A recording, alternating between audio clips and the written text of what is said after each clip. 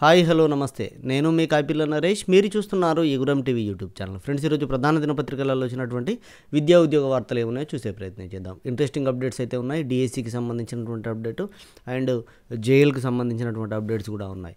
So చివరిదాకా చూడండి, పూర్తి వివరాలు అయితే కనుక్కోండి, అప్డేటెడ్ నాలెడ్జ్తో ఉండండి.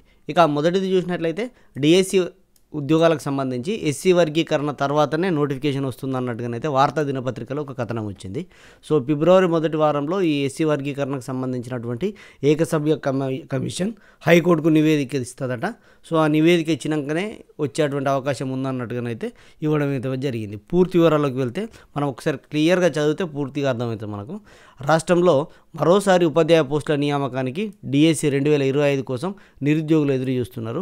అయితే ఎస్సీ వర్గీకరణపై స్పష్టత వచ్చిన తర్వాతనే డిఎస్సి 2025కు సంబంధించిన నోటిఫికేషన్ జారీ చేసే అవకాశం ఉన్నట్లు తెలుస్తోంది అన్నట్టుగా ఇచ్చిండు.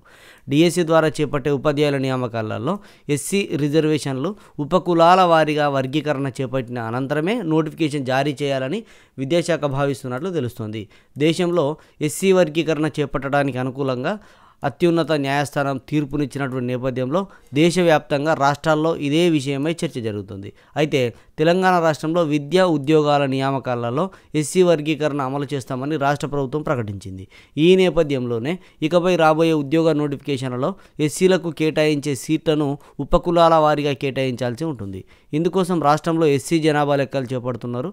జనాభా లెక్కల ప్రకారమే ఎస్సీ వర్గీకరణ అమలు చేసేటువంటి అవకాశం ఉన్నది. ప్రస్తుతం ఎస్సీలలో మాలా మాదిగలతో పాటు మాలా మాదిగ ఉపకులాలు కూడా కొనసాగుతున్నాయి. అయితే ఉపకులాలకు జనాభా దమాషా ప్రకారం కాకుండా వారందరినీ ఎస్సీగానే భావిస్తూ రిజర్వేషన్లను అమలు చేస్తున్నారు. ఈ నేపథ్యంలో ఎస్సీ రిజర్వేషన్లో వర్గీకరణ చేపట్టాలని డిమాండ్ నెలకొంది. ఈ నేపథ్యంలో సుప్రీంకోర్టులో ఎస్సీ వర్గీకరణకు అనుకూలంగా తీర్పు వచ్చినటువంటి విషయం తెలిసిందే. ఈ నేపథ్యంలోనే ఇకపైన రాష్ట్రంలో విద్యా ఉద్యోగాలలో ఎస్సీ రిజర్వేషన్లకు ఉపకులాల వారీగా అమలు చేయాలని చెప్పేసి అయితే నిర్ణయం తీసుకున్నది. అదెట్లా అంటే, ప్రస్తుతం ఉన్నటువంటి ఉద్యోగాల రిజర్వేషన్లో ఎస్సీలకు 15% ఉన్నది కదా, ఎస్టీలకు 6%, బీసీలకు 29%, ఇతరులకు 50%, ఇట్లా ఎవరి వాళ్ళకి ఉన్నది. కానీ బీసీలలో మళ్ళీ ఉపకులాల వారీగా కూడా ఉన్నది. బీసీలలో ఉన్నటువంటి ఉపకులాల వారీగా కేటాయించిన 29%లో బీసీలకు 7%, అంటే బీసీఏలకు 7%, బీసీబీలకు 10%, బీసీసీలకు 1%, బీసీడీలకు 7%, బీసీఈలకు 4%, ఇట్లా కలిపి అమలు చేస్తున్నారు. ఇకపై ఎస్సీలకు కూడా వారి జనాభాలోని ఉపకులాల వారి అమలు చేయాల్సి ఉంటుంది. ఇందుకోసం ఎస్సీ జనాభా సేకరణ చేపట్టి వారిలో ఉన్నటువంటి ఉపకులాల వారిగా రిజర్వేషన్ల అమలుపై తేల్చడం కోసం తెలంగాణ రాష్ట్ర ప్రభుత్వం ఏకసభ్య కమిషన్ను గత ఏడాది అక్టోబర్లో ఏర్పాటు చేసింది. కమిషన్ నవంబర్ మొదటి వారంలో బాధ్యతలు తీసుకొని ఈ 6వ తేదీ నాటికి 60 రోజులు పూర్తయిన నేపథ్యంలో తమ కమిషన్ నివేదికను సమర్పించడానికి మరో నెల రోజుల సమయం కావాలని కోరినట్లు తెలుస్తుంది. చూడండి, జనవరి 6 వరకు కంప్లీట్ అయింది, ఇంకో నెల కావాలని అడిగిరట. ఇంకో నెల అంటే ఫిబ్రవరి 6 వరకు కంప్లీట్ అయిపోతుంది. ఫిబ్రవరి 6కు వీళ్ళు నివేదిక ఇస్తారు. హైకోర్టుతో పాటు ప్రభుత్వానికి కూడా వీళ్ళు నివేదిక ఇస్తారు. అదే విషయాన్ని ఇక్కడ ఇచ్చిన చూడండి. ఈ నేపథ్యంలో ఏకసభ్య కమిషన్ ఫిబ్రవరి మొదటి వారంలో తమ నివేదికను హైకోర్టుకి సమర్పించేటువంటి అవకాశం ఉన్నట్లు తెలుస్తుంది. ఈ లోపుగా ప్రభుత్వానికి సమర్పించనుంది. సో హైకోర్టుకి ఇచ్చేలోపు ప్రభుత్వానికి కూడా ఇస్తుంది. అయితే ఏకసభ్య కమిషన్ నివేదికతో పాటు రాష్ట్ర ప్రభుత్వ క్యాబినెట్ కమిటీని కూడా ఏర్పాటు చేసి క్యాబినెట్ సబ్ కమిటీ ద్వారా రాష్ట్రంలోని ఎస్సీ వర్గీకరణపై తమ అభిప్రాయాలను ప్రభుత్వానికి సమర్పించనుంది.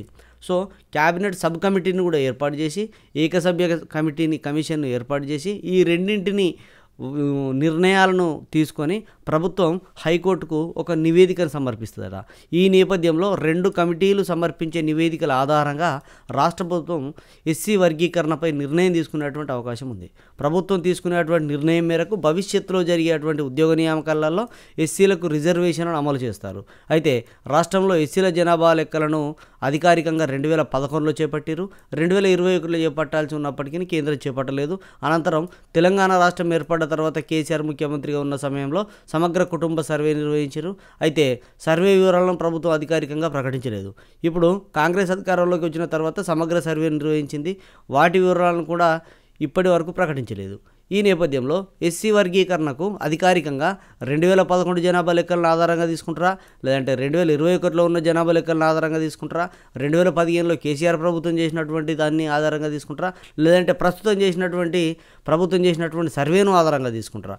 ఇక్కడ 4 రకాలైనటువంటివి అందుబాటులో ఉన్నాయి. సో దీన్ని ఏదిన్ని ఎట్లా తీసుకుంటారు అనేది కమిటీ సమర్పించేటువంటి నివేదికను బట్టి తెలిసేటువంటి అవకాశం ఉన్నది. ఇప్పటివరకు అయితే ఏది తెలియదు. ఈ నేపథ్యంలో రాష్ట్రంలో ఎస్సీ వర్గీకరణపై ప్రభుత్వం తేల్చిన తర్వాతనే డిఎస్సి 2025కు నోటిఫికేషన్ ఇచ్చేటువంటి అవకాశం ఉన్నట్టుగానైతే ఇందులో ఇవ్వడం జరిగింది.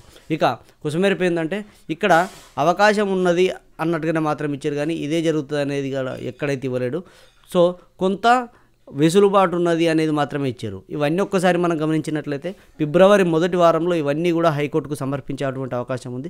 సమర్పించిన తర్వాత దీనిపైన ఒక నిర్ణయం తీసుకునేటువంటి అవకాశం ఉంది. సో నిర్ణయం తీసుకుంటే ఫిబ్రవరి చివరి వరకు దీనికి సంబంధించినటువంటి తతంగం అంతా అయిపోతుంది. అంటే ఫిబ్రవరి లాస్ట్ వీక్లో మనకు డిఎస్సికి సంబంధించినటువంటి నోటిఫికేషన్ రావచ్చు, లేదంటే మార్చి ఫస్ట్ వీక్ వరకైనా కంపల్సరీగా నోటిఫికేషన్ రావచ్చు. ఎట్లాంటి ఇబ్బంది పడాల్సినటువంటి అవసరం అయితే లేదు. సో ఇది డిఎస్సికి సంబంధించినటువంటి అప్డేటు. డిఎస్సికి ప్రిపేర్ అయ్యేటువంటి వాళ్ళు ఎవ్వరు కూడా నిరుత్సాహపడద్దండి. బాగా సీరియస్గా చదవండి, ఖచ్చితంగా వస్తుంది. ఫిబ్రవరి లేకపోతే మార్చి ఫస్ట్ వీక్ అంతే. అంటే ఇదేమైనా లేట్ అయితే తప్ప. సో ప్రభుత్వం తీసుకున్నటువంటి నిర్ణయం ఏదైతే ఉంటుందో అదే చివరిది కాబట్టి వేచి చూద్దాం. ఖచ్చితంగా నోటిఫికేషన్ అయితే వస్తుంది. అంటే కొద్దిగా 5-10 రోజులు 10-15 రోజులు లేట్ అయినా కూడా నోటిఫికేషన్ ఇవ్వడానికి ప్రభుత్వం ముందున్నది అని చెప్పడానికి ఇది చాలు. డిఎస్సి నోటిఫికేషన్ ఇవ్వడానికి ప్రభుత్వం మొగ్గు చూపుతున్నది అని చెప్పడానికి ఇది సరిపోతుంది. సో ఖచ్చితంగా సీరియస్గా ప్రిపేర్ కండి. మీరు గత నోటిఫికేషన్లో ఎక్కడైతే ఫెయిల్ అయ్యారో, గత నోటిఫికేషన్లో ఏదైతే మీకు రాలేదో 1 or 2 మార్క్స్తో 2-3 మార్కులతో కోల్పోయినటువంటి వాళ్ళు ఎవరైతే ఉన్నారో వాళ్ళందరూ కూడా మీ సమయాన్ని పూర్తిగా దీనికే కేటాయించండి. సీరియస్గా చదవండి. సో మన ఎగురం టీవీ యాప్లో టెస్ట్ సిరీస్ లాంచ్ చేయబోతున్నాం. ఫిబ్రవరి 3వ తారీఖు రోజు నుంచి టెస్ట్ సిరీస్ అందుబాటులో ఉంటుంది. 90 టెస్టులు ఉంటాయి, 1-2 కాదు, 90 టెస్టులు ఉంటాయి. 85 సబ్జెక్ట్ వైజ్ ఉంటాయి, 5 గ్రాండ్ టెస్టులు ఉంటాయి. ఓన్లీ టెస్ట్ పెట్టి దానికి ఆన్సర్ చెప్పి ఊరుకోవడమే కాదు, ఎక్స్ప్లెనేషన్ వీడియోలు కూడా ఉంటాయి. కాబట్టి అది ఎలా చేయడం, దాన్ని ఎలా సాల్వ్ చేయడం, దాన్ని ఎట్లా ఐడెంటిఫై చేయడం, అదంతా కూడా అందులో మంచి నిష్ణాతులు చెప్పినటువంటివి ఉంటాయి. కాబట్టి ప్లేస్టోర్ నుంచి ఎగురం టీవీ యాప్ను డౌన్లోడ్ చేసుకొని ఒకసారి చూడండి. క్లాసెస్ బాగుంటాయి అండ్ టెస్ట్ సిరీస్ కూడా బాగుంటుంది. ఒక్కసారి చూడండి. ప్లేస్టోర్లో ఎగురం టీవీ యాప్ను డౌన్లోడ్ చేసుకోండి. ఇక డిఎస్సిలో అర్హత ఉండదా అని చెప్పేసి బీటెక్ చేసిన వాళ్ళు అడుగుతున్నారు. బీటెక్ చేసిన వారికి డిఎస్సిలో మ్యాథ్స్కు మాత్రమే అర్హత ఉంటుందంటున్నారు, ఫిజికల్ సైన్స్కు ఉండదా అని చెప్పేసి నవీన్ కుమార్ అడుగుతున్నాడు. సో దీనికి కెరీర్ గైడ్ బెల్లంకొండ రాజశేఖర్ గారు ఏం గైడెన్స్ ఇచ్చారో ఒకసారి చూద్దాం. డైరెక్ట్ అన్నారు, ఇది ఇక్కడ డైరెక్ట్గా అనిపిస్తుంది, మీరు చూడవచ్చు. ఇక్కడ ఈ నోటిఫికేషన్లో పేర్కొన్న నిబంధనల ప్రకారం మీరు డిఎస్సిలో mathematics, physical science, school assistant ఉద్యోగాలకు దరఖాస్తు చేసుకోవచ్చు. ఇది సో డైరెక్ట్. ఇక మొత్తం ఒకసారి చదివినట్లయితే, ఎందుకంటే కన్ఫ్యూజ్ చేసేలాగా అనిపించింది అన్నట్టు నాకు. బీటెక్ డిగ్రీ చేసిన వారు బీఈడీలో మ్యాథమెటిక్స్, ఫిజిక్స్ మెథడాలజీ చేసేటువంటి అవకాశం ఉంది. ఎడిసెట్ నోటిఫికేషన్ ప్రకారం బీఈడీలో మ్యాథమెటిక్స్ మెథడాలజీ చేయడానికి బీఏ లేదా బీఎస్సీలో గణితం ఒక సబ్జెక్ట్లో చదివినవారు కానీ బీటెక్ చేసిన వారు కానీ ఇంటర్మీడియట్లో మ్యాథ్స్ చదివి బీసీఏ చదివిన వారు కానీ అర్హులు. ఇదే విధంగా ఫిజికల్ సైన్స్ మెథడాలజీ చేయడానికి బీఎస్సీలో ఫిజిక్స్ కెమిస్ట్రీ చదివిన వారికి, బీటెక్ చేసిన వారికి, ఇంటర్లో ఫిజిక్స్ కెమిస్ట్రీ చదివి బీసీఏ చేసిన వారికి అర్హత ఉంటుంది. ఇక్కడ చూడండి, ఫిజిక్స్ కెమిస్ట్రీ, ఇప్పుడు ఫిజికల్ సైన్స్ మెథడాలజీ చేయడానికి కూడా ఇక్కడ బీటెక్ చేసిన వారు అర్హులే. ఇది ఎప్పుడు బీఈడీ చేయడానికి ఎడిసెట్ నోటిఫికేషన్కు సంబంధించి. సో ఇక్కడ బీటెక్ వాళ్ళకి అవకాశం ఉన్నది. ఇటీవల తెలంగాణ ప్రభుత్వం జారీ చేసినటువంటి డిఎస్సి నోటిఫికేషన్లో స్కూల్ అసిస్టెంట్ మ్యాథమెటిక్స్ లేదా ఫిజికల్ సైన్స్ ఉద్యోగాలకు బీఈడీలో మ్యాథ్స్, ఫిజికల్ సైన్స్ మెథడాలజీ చేసి ఉండాలని మాత్రమే పేర్కొన్నారు. సో ఈ నోటిఫికేషన్లో పేర్కొన్న నిబంధనల ప్రకారం మీరు డిఎస్సిలో మ్యాథమెటిక్స్ లేదా ఫిజికల్ సైన్స్ స్కూల్ అసిస్టెంట్ ఉద్యోగాలకు దరఖాస్తు చేసుకోవచ్చు. బీటెక్ చేసినటువంటి వాళ్ళు ఫిజికల్ సైన్స్కు అర్హులే, దరఖాస్తు చేసుకోవచ్చు. జాతీయ విద్యా విధానం 2020 పూర్తి స్థాయిలో అమల్లోకి వస్తే డిగ్రీలో చదివిన సబ్జెక్టుతో సంబంధం లేకుండా మీకు నచ్చిన సబ్జెక్టుకు సంబంధించినటువంటి ప్రవేశ పరీక్షల్లో మెరుగైన ప్రతిభ కనబరిచినట్లయితే ఆ సబ్జెక్టులో పీజీ చేసేటువంటి వెసులుబాటు కూడా ఉంటుంది. బీటెక్ విద్యార్హతతో maths, statistics, physics, history, economics, English వంటి విభిన్న సబ్జెక్టులో పీజీ చేయొచ్చు అన్నమాట. ప్రస్తుతం ఈ వెసులుబాటు కొన్ని యూనివర్సిటీలలో మాత్రమే ఉన్నది. భవిష్యత్తులో మరిన్ని విద్యా సంస్థలలో దీన్ని అమలు చేసేటువంటి అవకాశం ఉన్నది. సో ఇది 2020 విద్యా విధానం, నేషనల్ ఎడ్యుకేషనల్ పాలసీ 2020 మొత్తం ఇంప్లిమెంట్ అయితే 100% ఇంప్లిమెంట్ అయితే. సో ఇది అండ్ నేటితో ముగియనున్న టెట్ పరీక్షలు ఫిబ్రవరిలో ఫలితాలు విడుదల అంటే ఇవ్వడం జరిగింది. సో టెట్ ఇవాళతో కంప్లీట్ అయిపోతుంది. ఫిబ్రవరిలో ఫలితాలు కూడా ఇస్తారు. ఎందుకు అన్నట్టు ఫిబ్రవరి చివరి వారంలో మనకు డిఎస్సి ఇస్తాడు కాబట్టి ఖచ్చితంగా ఫిబ్రవరి ఫలితాలు ఇవ్వాల్సిందే కదా. ఫిబ్రవరిలో ఇక రాష్ట్రంలో ఉపాధ్యాయ అర్హత పరీక్షకు నిర్వహించేటువంటి టీచర్ ఎలిజిబిలిటీ టెస్ట్ సంబంధించినటువంటి పరీక్షలు నేటితో అంటే సోమవారంతో ముగియనున్నాయి. పేపర్ 1 పరీక్షలు శనివారంతో ముగియగా నేటి సోమవారంతో పేపర్ 2 పరీక్షలు కూడా ముగియనున్నాయి.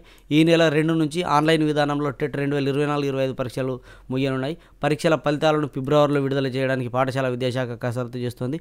టెట్ పరీక్షకు రాష్ట్ర వ్యాప్తంగా 2,75,753 మంది దరఖాస్తు చేసుకున్నారు. పేపర్ 1కి 94,000 మంది దరఖాస్తు చేసుకుంటే పేపర్ 1కి 1,81,000 మంది దరఖాస్తులు వచ్చినాయట.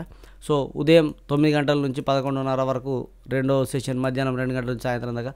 ఇవన్నీ మీకు తెలిసిన ముచ్చట్లే, ఎవరు ఎప్పటిదాకా ఎగ్జామ్ రాశారని. మొత్తం మీద బాగా మనం గమనించాల్సింది ఏంటంటే ఫిబ్రవరిలో ఫలితాలు వస్తాయి. ఇది మనం ఇక్కడ గమనించాలి. ఇక రేపటి నుండి జేఎల్స్కి ఎంపికైనటువంటి అభ్యర్థులకు సర్టిఫికేట్ వెరిఫికేషన్ ఉంటుంది. 31 వరకు కొనసాగనున్న ప్రక్రియ. మార్చి చివరి వారంలో కౌన్సిలింగ్ ఉండేటువంటి అవకాశం ఉంటుందట. ఏప్రిల్లో అపాయింట్మెంట్ ఆర్డర్లకు అవకాశం ఉందట. సో రాష్ట్రంలోని ప్రభుత్వ జూనియర్ కాలేజీలలో జూనియర్ లెక్చరర్గా ఎంపికైనటువంటి అభ్యర్థులకు రేపటికి అంటే మంగళవారం నుంచి సర్టిఫికేట్ వెరిఫికేషన్ నిర్వహించనున్నారు. ఈ నెల 31 వరకు వారికి సర్టిఫికేట్ వెరిఫికేషన్ అనేది కొనసాగుతుంది. సర్టిఫికేట్ వెరిఫికేషన్కు హైదరాబాద్లో కొనసాగించనున్నారు. నాంపేల్లోని ఇంటర్ బోర్డు వెనుక ఉన్నటువంటి ఎంఏఎం మోడల్ జూనియర్ బాలికల కళాశాలలో వెరిఫికేషన్కు వాళ్ళు ఒక వేదికనైతే ఇవ్వడం జరిగింది. మల్టీజోన్ 1, మల్టీజోన్ 2 అభ్యర్థులందరికీ ఇక్కడే సర్టిఫికేట్ వెరిఫికేషన్ ఉంటుంది. రాష్ట్రంలోని ప్రభుత్వ జూనియర్ కాలేజీలలో ఖాళీగా ఉన్నటువంటి 1,392 జేఎల్ పోస్టుల భర్తీ కోసం 2022లో Telangana public service commission notification జారీ చేసింది. పరీక్షలు నిర్వహించింది. అనంతరం ఎంపికైనటువంటి అభ్యర్థుల జాబితాను ఇంటర్ కమిషనరేట్కు పంపింది.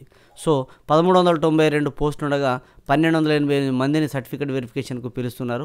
జేఎల్స్గా ఎంపికైనటువంటి వారికి సర్టిఫికేట్ వెరిఫికేషన్ జరిగిన తర్వాత వారికి రాష్ట్రంలో ఖాళీగా ఉన్నటువంటి పోస్టులలో కౌన్సిలింగ్ ద్వారా నియామక పత్రాలు అందజేస్తారు.